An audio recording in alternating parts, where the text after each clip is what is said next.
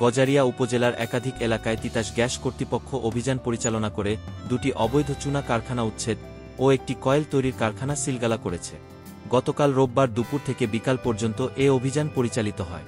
Titas gas কর্তৃপক্ষের সোনারগাঁও উপজেলার নিউটাউন মেঘনা ঘাট কার্যালয়ের ব্যবস্থাপনায় রোববার দুপুর 2টা থেকে বিকাল 4:30টা পর্যন্ত ভবেরচর ইউনিয়নের আনারপুরা এবং টেঙ্গারচর ইউনিয়নের মীরের গাঁও এলাকায় অভিযান পরিচালনা করা হয়। অভিযানে 2টি অবৈধ চুনা তৈরির কারখানা উচ্ছেদ করা হয় এবং একটি কয়েল তৈরির কারখানার গ্যাস সংযোগ বিচ্ছিন্ন করে সেটি সিলগালা করা হয়।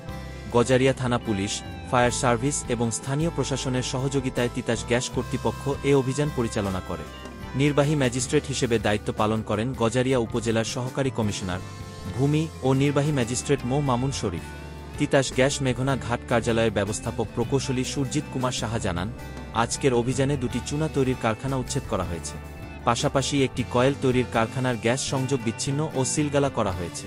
তিনি আরও বলেন, গজারিয়া উপজেলায় আরও অনেক অবৈধ চুনা ও ঢালাই লোহা তৈরির কারখানা রয়েছে, যেগুলো অবৈধ উপায়ে তিতাস গ্যাসের সংযোগ নিয়ে রাষ্ট্রীয় সম্পদের অপচয় করছে। এছাড়া উপজেলার বিভিন্ন এলাকায় কয়েক হাজার আবাসিক অবৈধ গ্যাস সংযোগ রয়েছে।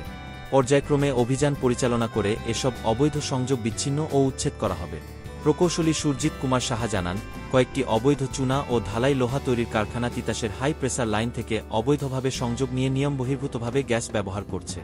এসব কারখানায় রেগুলেটর ছাড়া সংযোগ নেয় গ্যাস চুরি ও অপচয়ের পরিমাণ অনেক বেশি।